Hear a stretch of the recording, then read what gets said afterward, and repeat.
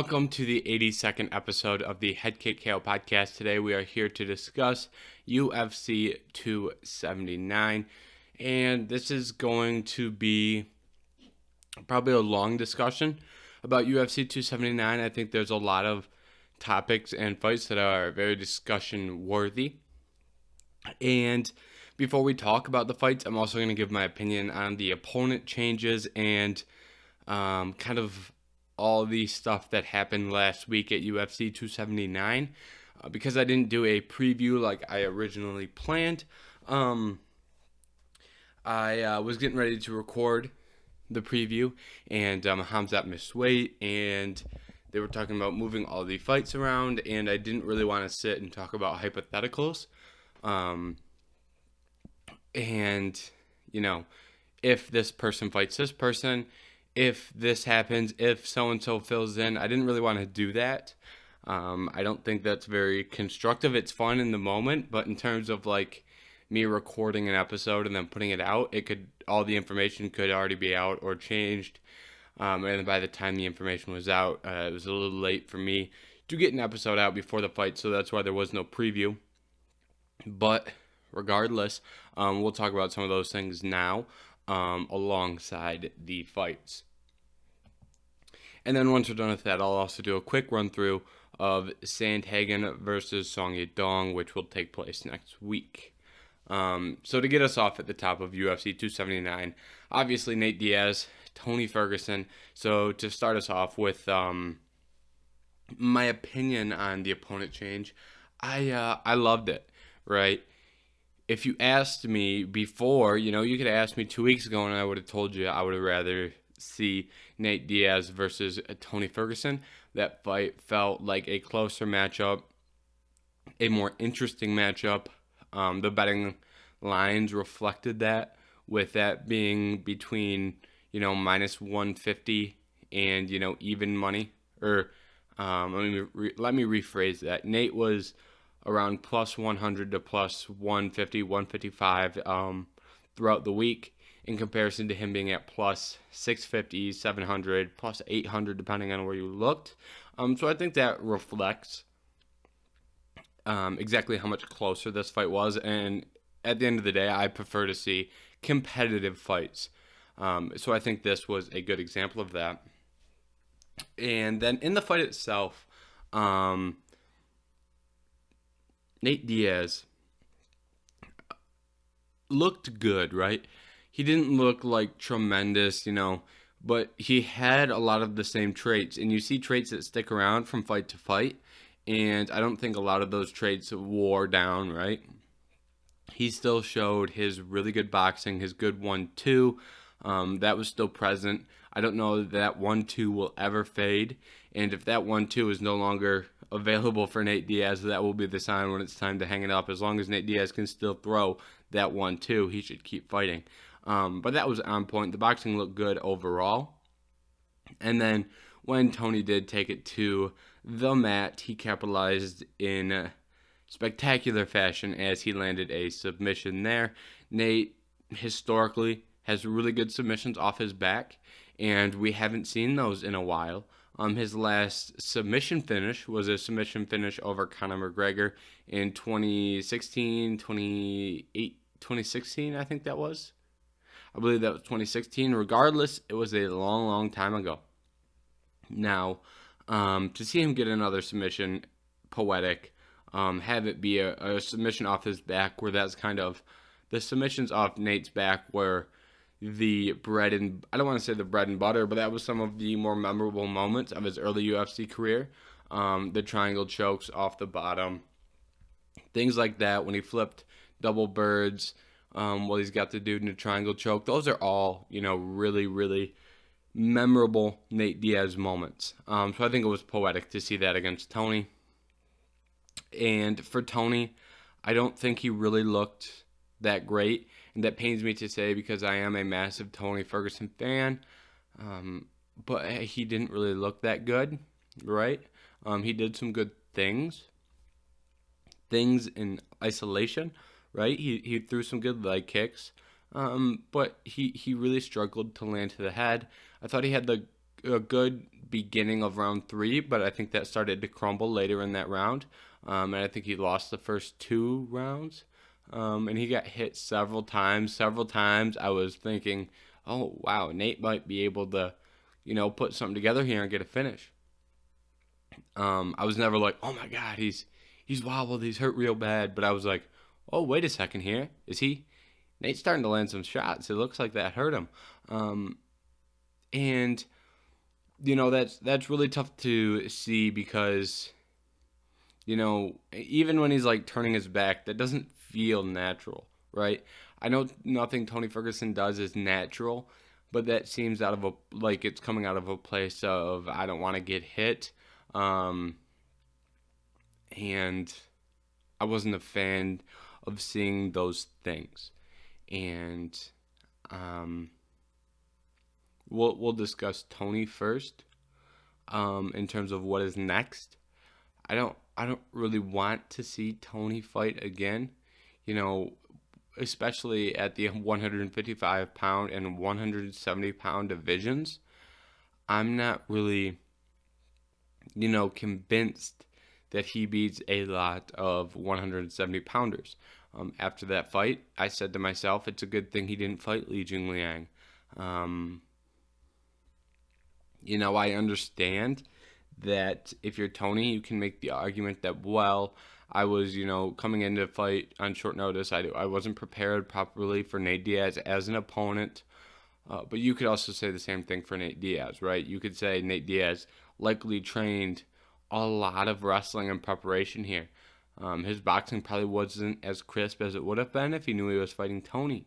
So those elements, I think, kind of don't matter because I think they negatively affected each fighter to the same degree.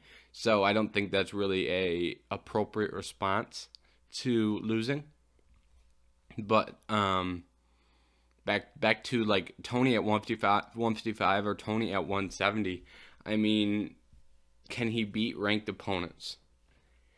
I'm not really convinced. If you look at 155, fights against Damir Ismagulov, Dan Hooker, Jalen Turner, those are your 13 through 15 guys in the rankings, and I don't want to see Tony fight Jalen Turner. I think that's a really scary fight.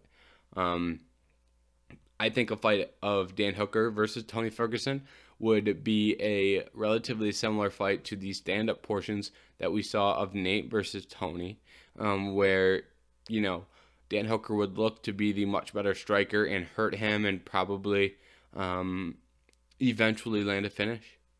If you're looking at 155, you're looking at Neil Magny at 13. I guess that's not a terrible matchup, but I think Neil Magny would probably hold him down in a similar fashion to Beneil Dariush.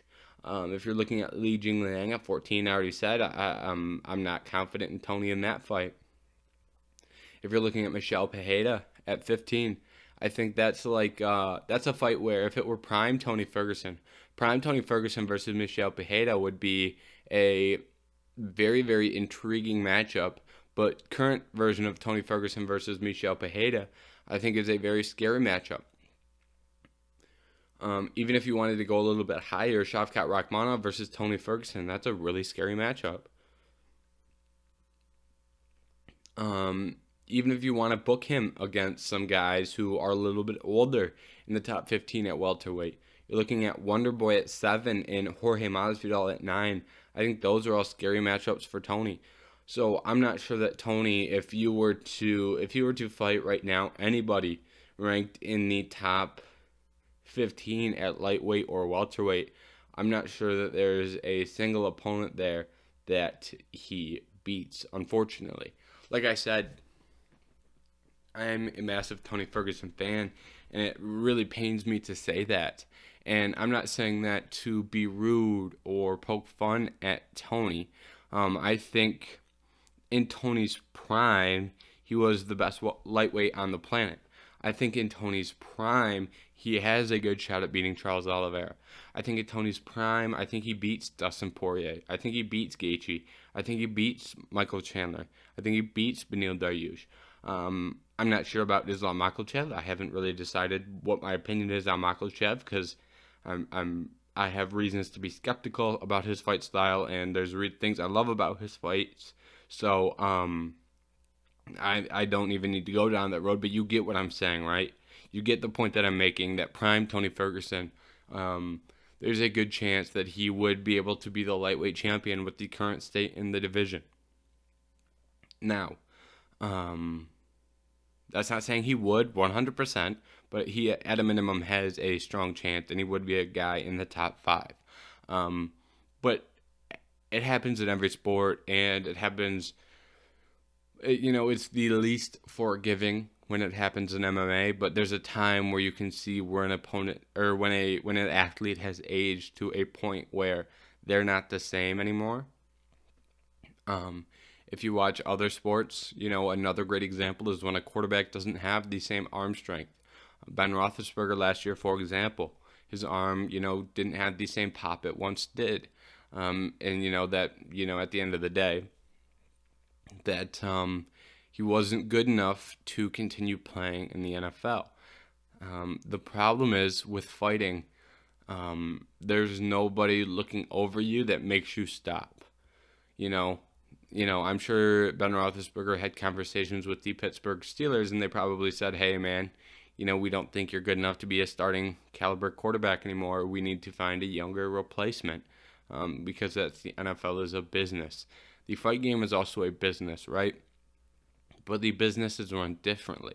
It's not one team looking to win the most amount of games and make the most amount of money. It is, an organization looking to make the most amount of money, right? And if you're the UFC and if you're Tony Ferguson, the UFC doesn't have to cut Tony Ferguson because he's not performing well enough. They can, don't get me wrong, they can, but they don't have to. They're not obligated to do that, but they can do that. At the same time, even if the UFC does cut Tony Ferguson, he can keep fighting, right?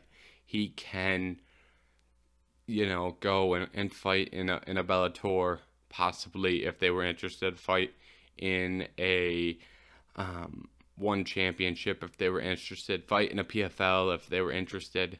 So, just because the UFC would be out of the Tony Ferguson business, that doesn't mean that Tony Ferguson's out of the fight business. But what I'm saying here is I do think it's time for Tony Ferguson to retire, right?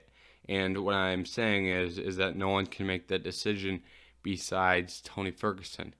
And it's not an easy decision to make by any means. And I don't really particularly enjoy sitting up here and saying these things, and I know this has actually gotten quite long of a discussion about Tony, but I don't like sitting here and saying these things about fighters that need to retire, especially about fighters that I really, really, really enjoy. Tony Ferguson is one of my favorite fighters all time, probably top 3 fighters all time, right? For me, in terms of my personal enjoyment. So I'm not sitting here as someone who incredibly hates Tony Ferguson, but I'm sitting here as someone who doesn't like what I'm seeing in the fights, in the octagon. And I'm someone with an emotional interest in seeing Tony Ferguson perform well because I like Tony Ferguson.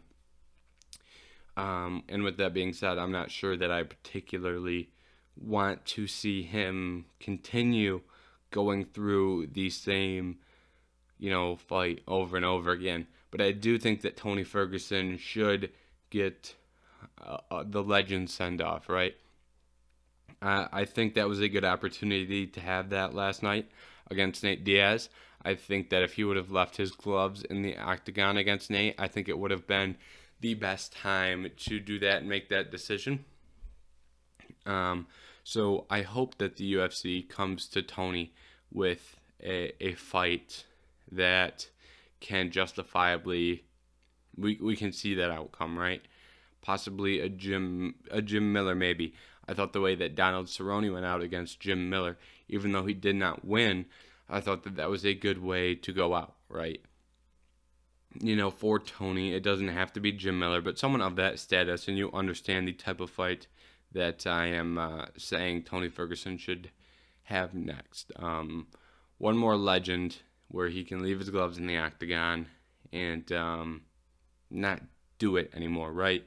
But I think ultimately the best decision would be to be retired right now. I don't necessarily think he should fight again, but I think if he does, it should be one last send-off against the UFC legend. And that's kind of where I stand on the Tony Ferguson ground. One last thing I will say is I do not want to see the UFC cut him because I would like to see the UFC understand who Tony Ferguson is as a person, right? I don't think it's in Tony Ferguson's best interest to be cut, not because he wouldn't be in the best organization in the world anymore, but because he could then be used by other promotions that are looking to build their promotional name or their value off Tony Ferguson's name. I think, what Tony Ferguson has given to the UFC, I think they should keep him under the umbrella and matchmake for him in a way that I don't want to say is beneficial, but beneficial to his health, where they're not giving him, which I don't know if they'll do that. I hope they do, but matchmake in a way that won't do too much damage long term. Well, he realizes that he needs to retire. Once again, matches like Jim Miller are good examples of that, right? Don't give him Pereira. Don't give him Jalen Turner. Don't give him Shavkat Rakhmonov. Don't give him, Jorge. Don't do those things. So I think that's where I stand on Tony Ferguson to wrap up that long kind of tangent. Now for Nate Diaz, I'm not sure what to do with Nate Diaz, right? He didn't look terrible. It sounds like he wants to go box. So I'm not really privy to the world of boxing, right?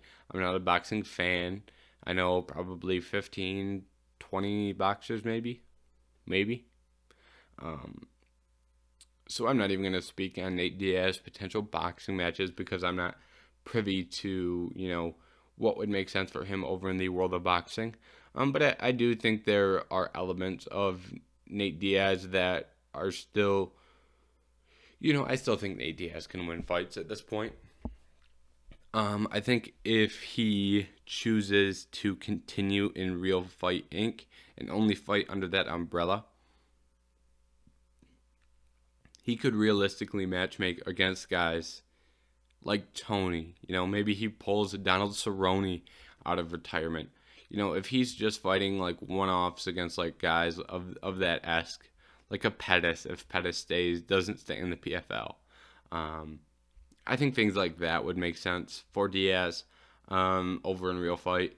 I don't really know exactly what I want to see out of Nate Diaz. I think it's really interesting. But whatever we do see from Diaz, it probably won't be in the UFC, but I still will be very interested. Now that that's in the books, we're going to move to Khamzat Chimaev versus Kevin Holland. This matchup was kind of made, off the whim, just off the fact that Kevin Holland and Daniel Rodriguez had a catchweight bout scheduled for 180 pounds. Khamzat Chimaev misses weight, and it moves him to being eligible to fight in that 180 slot, but he cannot fight Nate Diaz. I think he could technically based off, if Nate Diaz accepted, but if you're Nate Diaz, that's not something that you'd be interested in doing, because instead you could fight Tony Ferguson, right? The writing was on the wall. Hey, if you say no to Chimaev, you will get Tony Ferguson. I think that's a fairly simple decision, and it paid out well for him. Now, prior to the fight, right? Let's talk about everything before the fight, and then we're going to talk about the fight here for Chimaev and Holland. Prior to the fight, Khamzat Chimaev did some not-so-great things for his career. I think, first off, in chronological order we'll go. He shows up and gets punked by Paulo Costa, right? He shows up with 10 dudes to Paulo Costa's training session with Jake Shields, starts talking crap to him, and then he has to have his 10 friends hold him back, and then Paulo says, "Here, come here, fight me. I'm literally standing in an octagon. Just come in here, and we can fight." And he has his 10 friends hold him back, right? If that wasn't Khamzat Chimaev, everyone would be saying, calling that guy a loser, right? You see that guy all the time, right? There's always dudes who want to act tough, and they just have their buddies hold them back. Hold me back, bro. Hold me back. Hold me back. That's what Khamzat Chimaev did to Paulo Costa. He pulled up on him and then pulled I got to have people hold me back because I'm going to come after you. It's like, well, it's like you obviously weren't interested in a scrap. Why did you show up then, right? And then he does cause a scrap backstage with Kevin Holland. We don't know how that went. We do know it was started between Chimaev and Holland. And then the Diaz bros pulled up and instigated it further, right? We do not know all the details. We got about 30 seconds of clips that included Khamzat Chimaev saying, "You're a fake gangster." It included Kevin Holland saying, "You're not about that life, kid." And it included Nate Diaz throwing water bottles.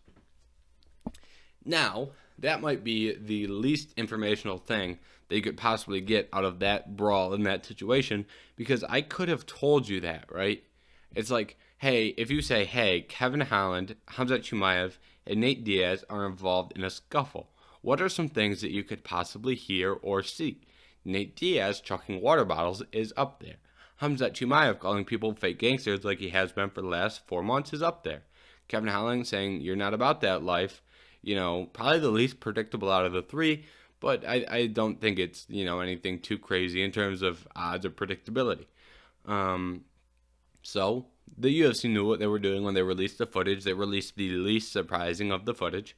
So we don't really know exactly what happened. So I won't chalk this up to all being Chimaev's fault, but it was an issue, and it was centered around Chimaev.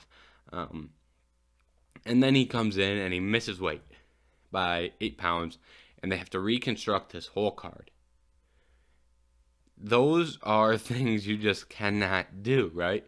You go from having an opportunity to fight Nate Diaz to having an opportunity to fight Nate Diaz in a pay-per-view main event. Or you can fight Kevin Holland in the co-main event. Which one do you think is more beneficial to a career, right? You are probably, like most people, going to answer by saying the Nate Diaz headliner fight. Wow, it wasn't that difficult of a question. Congrats, you were correct. Now, obviously, he ends up fighting Kevin Holland, and he does win, but it doesn't matter if you win, because if you Google UFC 279, actually, I will do it right now. If you will Google UFC 279, let's see what pops up first. And the internet's slow, but the first thing that pops up is Nate Diaz submits Tony Ferguson in vintage fashion. Video of Nate, or picture of Nate. UFC 229 takeaways. Nate Diaz teases as he leaves. While Chimaev, ... You can't see the rest. You see Rene Aldana. You see Nevada State Athletic Commission investigating the brawls. You see Aldana again. You see the Johnny Walker thing about him being kicked out of the arena. And you see Nate Diaz again. Right, so what are we learning here? The headlines at the end of this are not Khamzat Chimaev's name. Right? Khamzat Chimaev did some good things, but at the end of the day, the show was stolen by Nate Diaz, and he could have had an opportunity to not have that happen. He could have beat Nate Diaz and stole all the headlines. Instead, he misses weight and doesn't get that opportunity. And at this point, it doesn't matter anymore. But he lost out on that opportunity because he came in overweight. So, once again, not great. And now to the fight itself. This fight, I think, was a much, I think Nate Diaz was a very easy stylistic matchup for Khamzat Chimaev. I do think Kevin Holland was also a very easy stylistic matchup for Khamzat Chimaev. In addition to that, I do think that Kevin Holland was slightly more challenging because I do think his BJJ is probably better at this point. I know Nate is a high-level black belt, but outside of last night, we haven't really seen, his ground game for a while. And I think Kevin Holland's been a little bit more active in implementing his jiu-jitsu into his fights. Because he's also a black belt. Nate and Kevin are two of the most underrated Brazilian Jiu-Jitsu black belts in the game. But, Kevin Holland comes out to do a glove touch, and Khamzat Chimaev attempts a takedown. Now, it's like, come on, man. After everything you did this week, you're gonna add on to it by doing that. It's like, it's a lot. Here's what I'll say: it's a lot harder to defend a takedown when your hands in the air, like this. Go watch any college wrestling match. I guarantee you never see a guy walking around the wrestling mat with his hand above his head like this, because it's a terrible way to defend a takedown. And when Khamzat Chimaev does get in deep on this, I believe it was a double leg, his wrestling didn't really impress me that much. I thought Kevin Holland was doing some really, really good work in defending those takedowns. Khamzat Chimaev was able to get 2 double underhooks, and Kevin Holland did some good work getting the overhooks and, creating some separation. And he attempted a couple of, I believe they were Granby rolls. I haven't rewatched the fight. I believe they were Granbys, but he was rolling around, and he was doing a really good job of staying out of some damaging positions. Eventually, Chimaev does get the takedown, is on top, but he isn't really able to stay there. They scramble again, but when he's scrambling, Chimaev does a really good job of landing the Darce choke. Now, in terms of recapping this fight and assessing Khamzat Chimaev's skills, I'm much lower on his wrestling, right? I'm much lower on his wrestling. He wasn't really able to take down Gilbert Burns either, right? He showed some struggles in that aspect in terms of getting that fight to the ground. Against Kevin Holland, he didn't excel in the wrestling, but I am higher on his jiu-jitsu. I am higher in that department, so I do think he is a little bit more well-rounded than he's given credit for, but I don't think he's as dominant of a wrestler. But I do think on the opposite side of that, I think he's a little bit more well-rounded, and I think his jiu-jitsu is a little bit better than I thought it was prior. So I'm not sure that I'm lower on his stock because I didn't think his wrestling was as good as I thought it was. But I do think it's kind of, my opinion of Chimaev has slightly shifted, right? I didn't see a performance like the commentary team talked about how Chimaev just took Kevin Holland down and ragdolled him and tossed him around. I don't think that is necessarily true or an accurate representation of that. I saw someone wrestling at a very high pace, and I saw some very competitive wrestling scrambles. I thought Kevin Holland did some really good things. Ultimately, the front choke got it done. And I think if that fight goes later, I don't think there's any chance that Khamzat Chimaev can fight at 50% of that pace for 5 rounds, right? It's impossible for anyone to do that. But Khamzat Chimaev doesn't really have that great of a gas tank. I think that if that fight goes 2.5 more minutes, eventually Khamzat Chimaev was going to hit a wall. And he was starting to show some signs of some heavy breathing prior to that Darce choke. Ask yourself, why did Khamzat Chimaev go for the Darce choke? Why do you think? Do you think it's because it was just sitting there, or there have been other opportunities in his UFC career to attempt that, and he never has? Why did he throw up a front choke, which that type of submission doesn't really have as high of a success rate in the UFC as like a rear naked choke, which he usually does? He usually advances position, gets that rear naked choke, and gets that finish. Personally, I think you could make an argument that it was because he was running low on stamina and was hunting that finish because he knew he needed to get a finish soon. I think of that fight, if Kevin Holland's able to get out of that, obviously he didn't, but I think if Kevin Holland is able to get out of that and get that fight back to the feet, I think that he would start doing some good work, right? I think Chimaev was going to tire a lot quicker than Holland. And all in all, I'm not sure that Chimaev can employ that game plan consistently against a lot of opponents at 170 or at 185. Looking at what's next for Chimaev, if he fights at 170, right? 170 is interesting. I think he can do some really good things at 170, but can he make 170? Does the UFC trust him to make 170? If the answer is yes, he can do some good things at 170. Because when you're looking at the top of that division, he probably would fight Colby Covington next. Colby Covington would do very good in terms of defending against his wrestling. He would. The issue is that Chimaev's a lot bigger than him. Chimaev's one of the biggest 170 pounders. Colby Covington's one of the smallest. Look at Gilbert Burns versus Chimaev. Look at that size difference, right? That was one of the reasons that Chimaev was able to find so much success in that fight.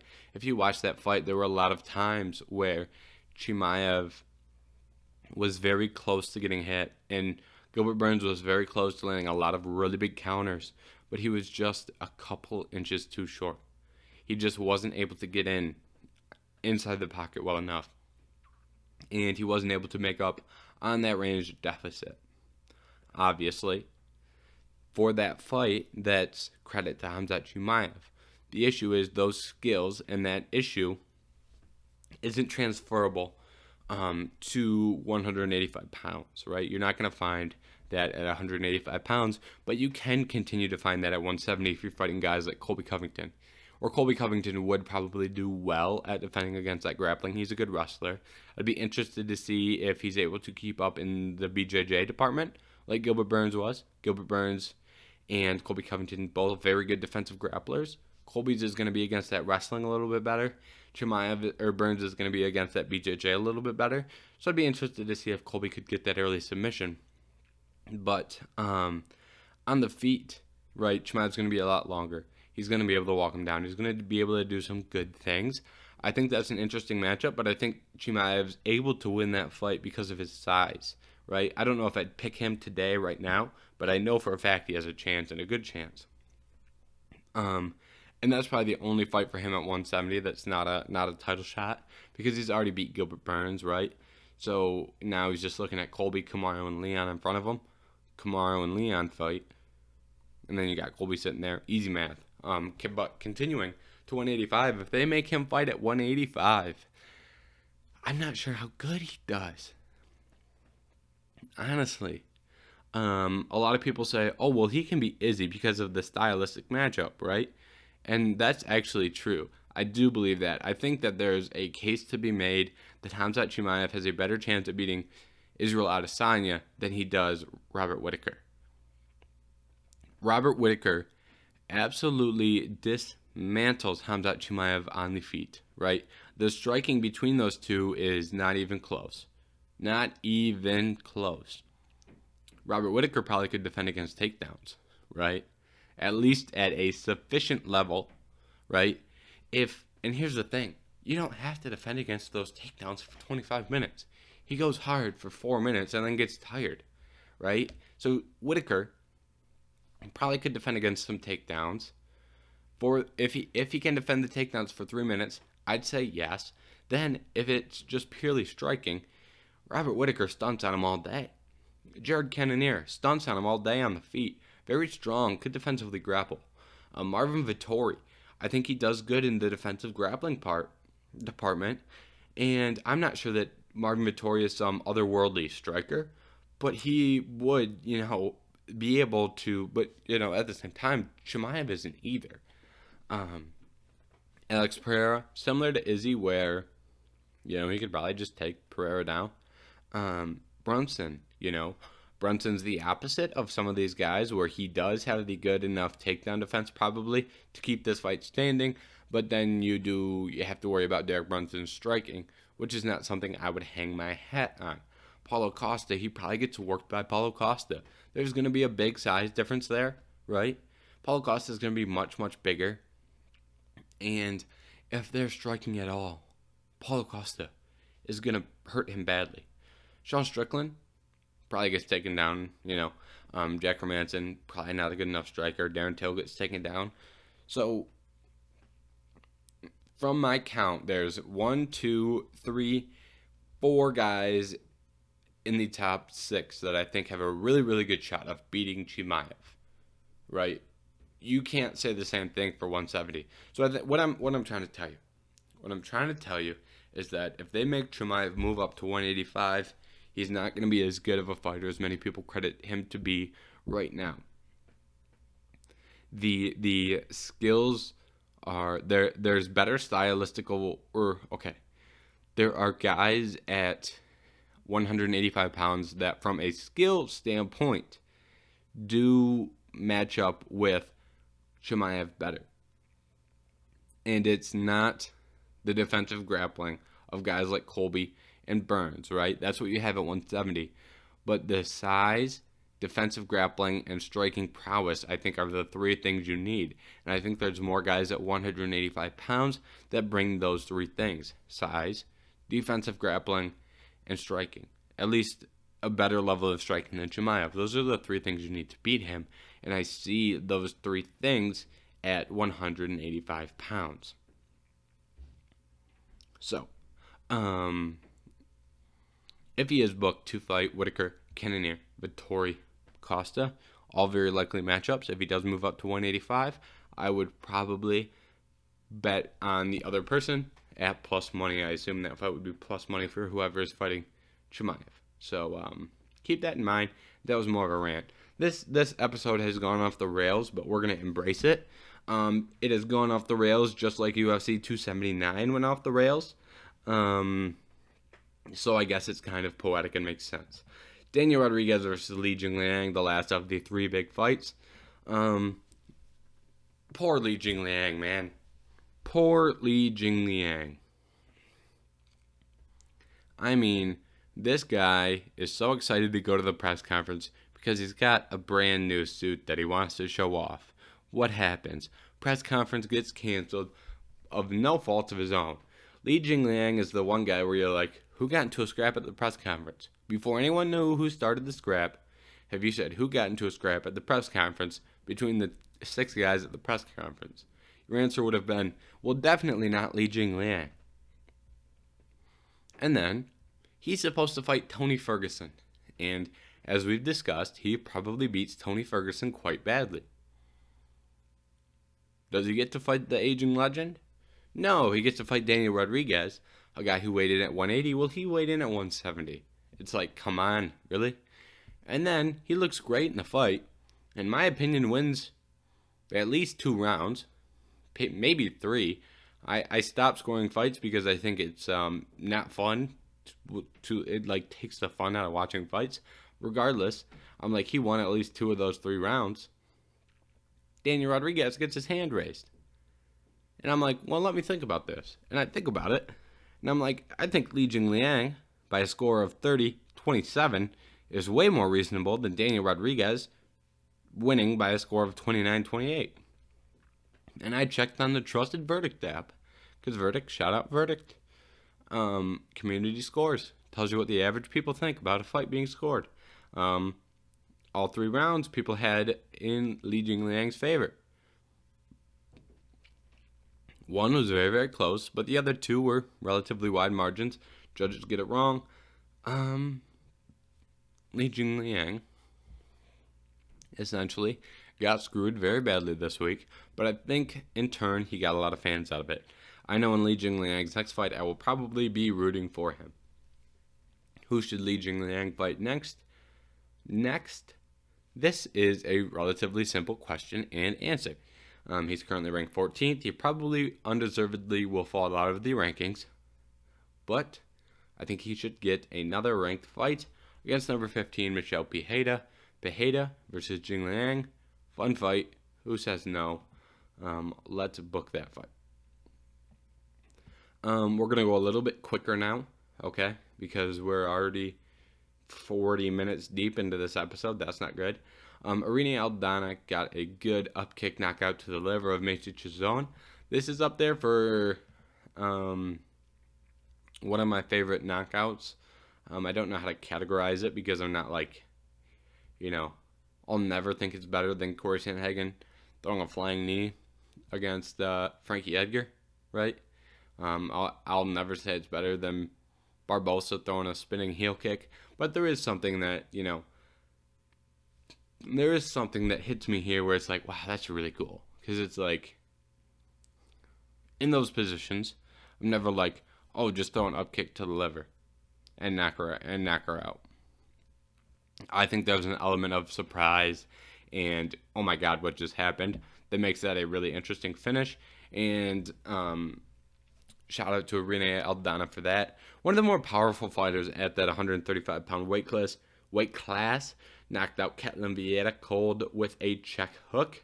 So credit to Irene Aldana.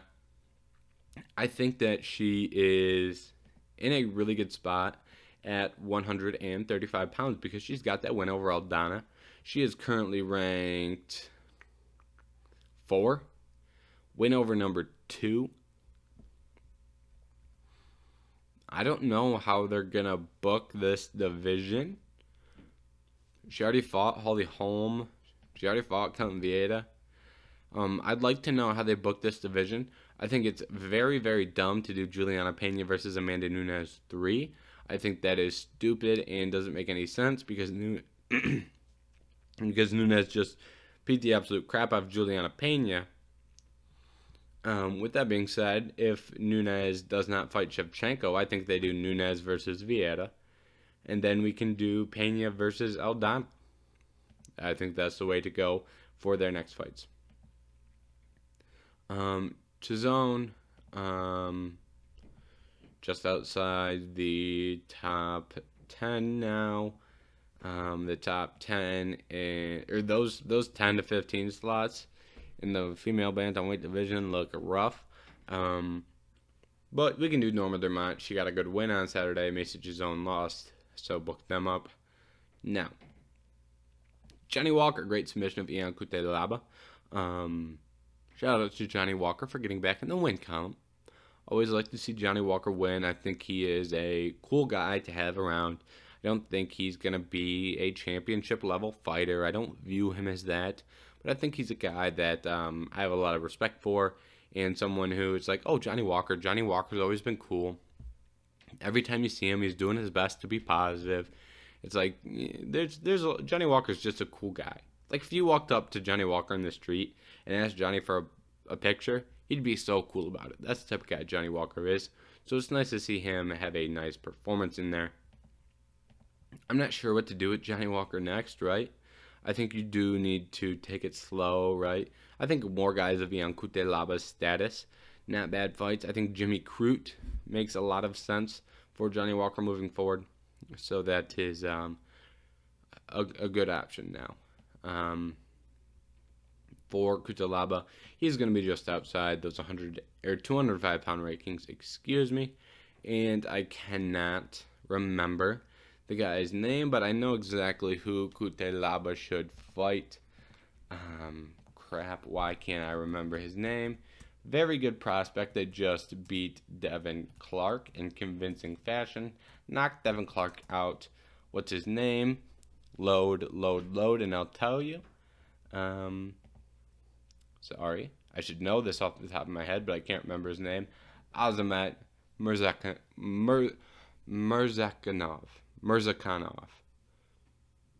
I can get Azamat right, but we got to work on the Mirzakhanov. We got to work on getting the last name flow. That's a name I got to get right because he's going to be in the top 15 for a while, Azamat Mirzakhanov is. And Ian Cutelaba, I think, is a good fight to take to kind of prep yourself for the top 15. I think that Cutelaba probably lands somewhere in the 15 to 20 spot right now. I guess Devin Clark does too, but Cutelaba beat Clark. So I think you go Cutelaba and then rankings if you win. I think that would make sense for Azamat Mirzakhanov. Now, we're going to only get quicker and quicker as we move further through this card. Hakeem Dawodu lost to Julian Erosa. I was really high on Hakeem Dawodu. He's one of my favorite unranked fighters. Really like Dawodu. Always gets in entertaining scraps. And, it just wasn't his night this night.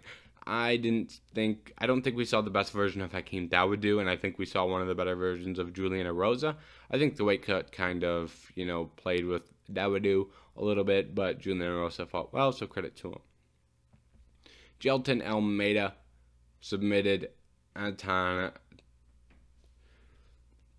And, this is really what everybody expected. I think the question was, is Jailton Almeida going to knock him out? TKO. Is Jailton Almeida going to land a TKO, or is he going to submit him? I think that was the question.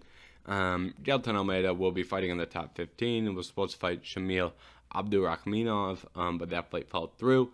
That was also that was the first time I've said Shamil's last name on the podcast, so pat myself on the back. Look at that. We getting better out here.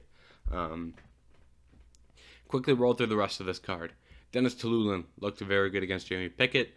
I think he deserved to get the points taken away. Hey, at the end of the day, he kicked Jamie in the nuts 3 times, I believe, right? I think there's something to be said about quality and quantity. One time he kicked him really hard, right?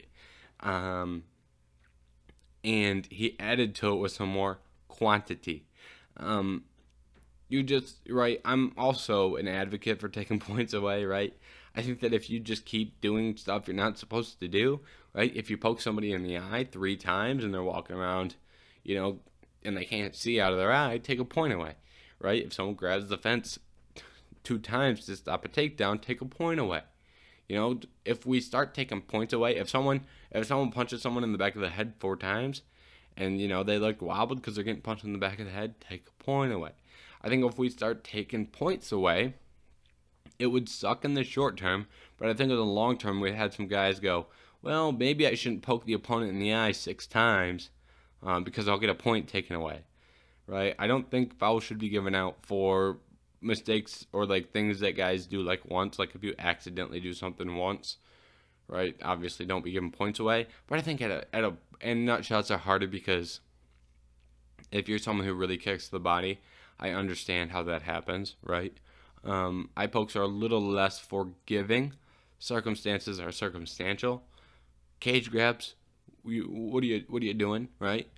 So I think situations are situational, but also we got to start figuring out some of these fouls.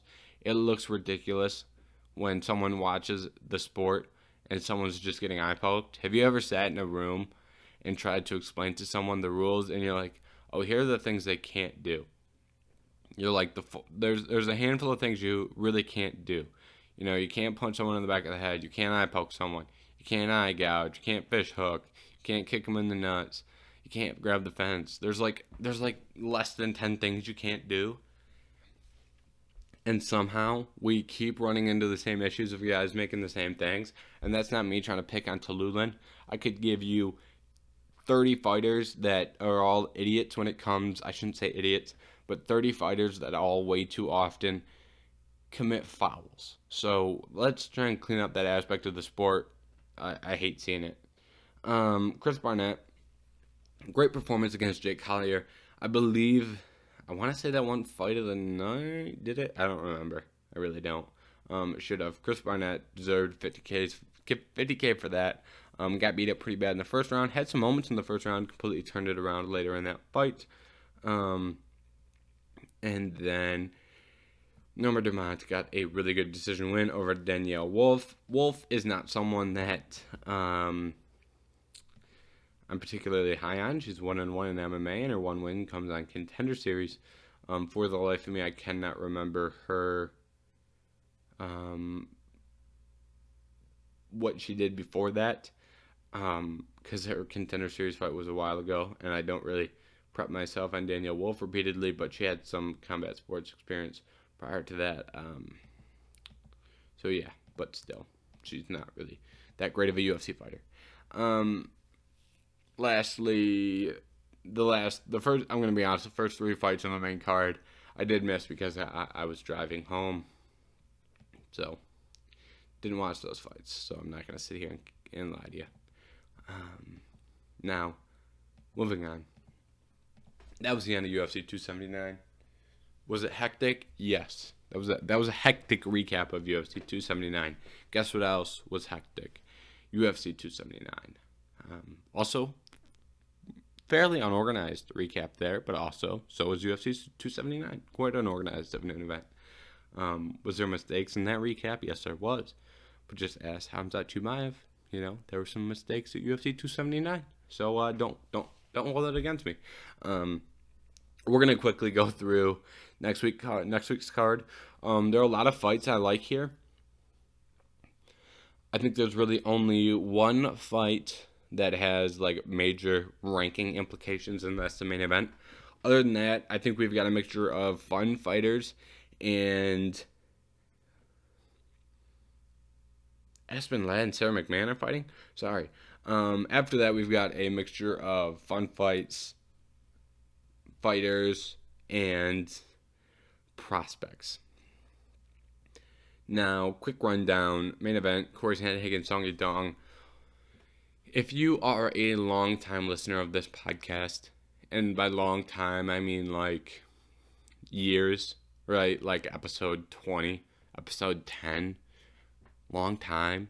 It's a long time ago. You know how much I love Cory Sandhagen. Cory Sandhagen, one of my favorite fighters. Love his fighting style. I think there are at least 20 occasions on this podcast. I just ended it by saying, like, hey, can we please book TJ Dillashaw versus Cory Sandhagen? Like, I was beating my hand on this table at one point, probably saying, book Cory Sandhagen versus TJ Dillashaw. And then I had a mental breakdown on the podcast when that fight got canceled. Not actually, but I was fairly upset over that fight getting canceled. But then I had a great time watching the fight because I thought he won. And then I had a not so great time when they read the decision because TJ Dillashaw won. Whatever. Cory Sandhagen, though, very fun fighter, uses his length and creativity very well. Song Yadong, tough matchup for him. Song Yadong has some really good striking, and I don't know how Cory Sandhagen got screwed with this matchup, right? Everyone else in the top 5 got to fight, some other notable name, right? Cory Sandhagen could have fought Aldo, right? Hey, who'd you want to see Aldo fight? Merab Dvalishvili or Cory Sandhagen? Oh, let me guess. You probably said Cory Sandhagen. Once again, not that hard of a question, but somehow the UFC got it wrong. Obviously, we don't know. The behind the scenes, someone could have declined the fight. Someone may not have been ready to fight on a certain date. There's some things that go on behind the scenes, but I think Cory Sandhagen should be fighting someone with a higher rank next to their name. With that being said, I do think Song Yadong is very, very talented. I'm not saying that Song Yadong is a bad fighter. I just don't think Cory Sandhagen should have to be the guy to welcome him back to the elite, or welcome him to the elite portion of that division. Cory Sandhagen is not on the best streak of his career, but I cut him some slack for it, considering when you look at it, we've got he's 2-3 in his last 5, but he has a loss to the champion Aljamain Sterling, who is a terrible stylistic matchup for him. Then he's got a robbery loss against TJ Dillashaw and a loss against Petr Yan, where he looked fairly good. I think he won 1 or 2 rounds of that fight. I don't remember exactly off the top of my head. That fight was also fight of the night. Great fight. But my question is, how do you go from fighting Petr Yan to fighting Song Yadong? Beats the heck out of me. Also took that fight on short notice. So I will take Cory Sandhagen in this one. I think he's got more experience against the elite members of that division. I think when you go from fighting a striker like Petr Yan, I think when you step in there with someone like Song Yadong, I think that task gets a little less daunting. I think just the feel of being in there and competing with an elite fighter, right? And that was a competition, right? It's not like he got blown out by Petr. He did get fairly beat, but there were competitive elements in that fight where there was some chess match and there were some things going on there.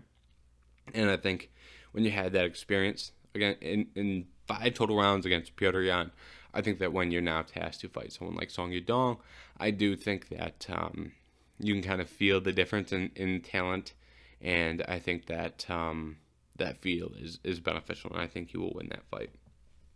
Now, Chidi Njokuani versus Gregory Rodriguez, great fight. Great fight. Who wins this fight? Toss up.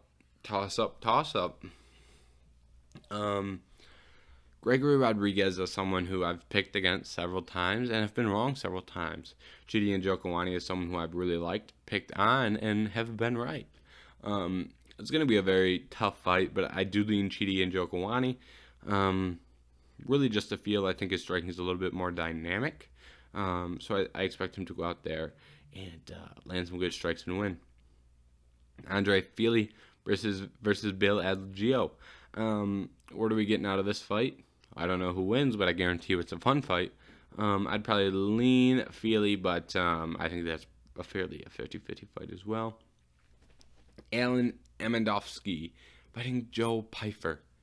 Joe Pyfer. A lot of people really like Joe Pyfer. I think Alan Amandowski is a reasonable opponent for his UFC debut. I'm not sitting here saying he's going to, run right through him.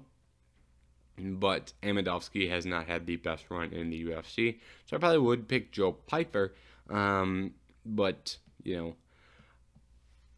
it's hard picking, for these Dana White Contender Series fights, because you really get guys who are not UFC caliber or guys who are good enough to get ranked. I don't think we've really done a good job of finding the middle ground on some Dana White Contender Series guys. It seems like we're either getting hot trash or great fighters. What will Joe Pyfer be? I think right now I have to lean towards great fighter. So I would pick him to beat Alan Amandowski. Tanner Boser versus Rodrigo Nascimento. Good opportunity for Nascimento here. Tanner Boser is one of the more well-known members of the heavyweight division. He has been ranked. I don't know if he's currently ranked at the moment. Regardless, Tanner Boser wins against Ovince St. Preux. Philip Lins. He doesn't have very many good wins on his resume.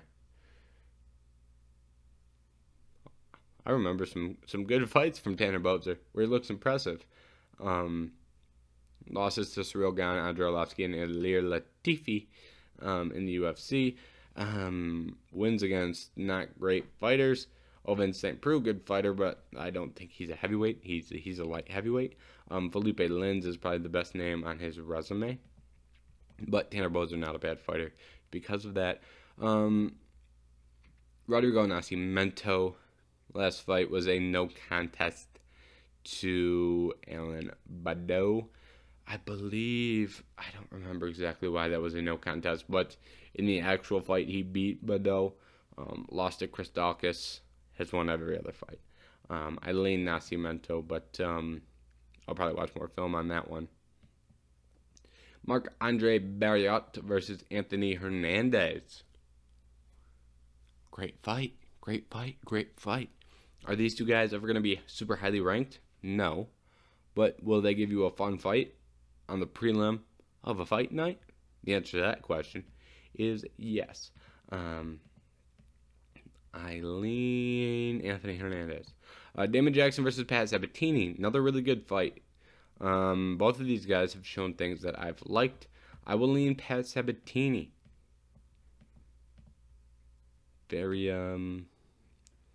Very well-rounded fighter with some good striking as well. I will take Pat Sabatini. Trevin Giles versus Luis Cosi. I'm not really too super high on either of these guys. I guess I'll lean Cosi, but I'm not blown away by him. Somehow Aspen Ladd and Sarah McMahon are on the prelims according to Tapology. Hey, let's ask ourselves, how come nobody cares about women's MMA? Oh, wow. We bury all the ranked fights on prelims over non-ranked fights in other divisions. Oh, reasonable. I understand why nobody watches them, because the UFC doesn't promote their fights. Same thing can also be said for flyweights. Why do we have top 10 flyweights fighting on prelims of pay-per-views when there are non-ranked opponents on the main card? I don't know. I wish I could order. If the UFC ever had me do one job, I could just order the cards, and I promise you 10 out of 10 times I get the best bout order for the card possible that makes the card entertaining and also makes, that helps you promote the fighters you're looking to promote. I think that is the one job for the UFC that I could do very well at. I don't think I'd be a terrible matchmaker either. I think I could do that job, but I don't know that it'd be a home run at it. I guarantee you I'd be a home run at ordering fight cards. The UFC can email me on Mondays, and I'll get them my bout order by the end of the day. I think they can throw me like, I don't know, $50 or something. I'd probably be willing to do it. $50 a week. I get to order the fight cards. Sounds like a fair deal. Moving on. Aspen Ladd versus Sarah McMahon. Sorry, I went off on a tangent there. I'll lean Aspen Ladd. And this podcast has gone way too long. We're going to quickly go through the rest of these. Give me Denise Gomez in the next fight. Give me Danielle Zellhuber in the next fight. Give me Marina Agapova in the fight after that. Give me Javid Bashart in the fight after that. Give me Nicholas Mata over Cameron Van Camp. Close fight. Those are subject to change. If you really care who I pick that much, follow me on Tapology or, look at my Tapology predictions. I believe they're public. If you're that interested, you can go find them. Sometimes I change them after I watch more fights and do more research. That's why the pay-per-view previews are usually on Fridays. I've said that 1,000 times, but I like to keep throwing it out there. Now, anyways, this episode is either one of the worst episodes I've ever recorded, or it's one of the best episodes I've ever recorded. I don't know. I really don't. If you want more incoherent rambling of me just talking about random points about the fights with less structure, let me know. I can do that. That's probably easier. If you want more organization, let me know. That's slightly more difficult, but not too difficult. I should probably be doing that. Regardless, either way, I've talked for about an hour, and so it's time to depart. Regardless, thank you so much for watching this episode of the Head Kick KO podcast. I hope to see you next week. Oh! He front kicked him in the face! Kevin Lee with the ultimate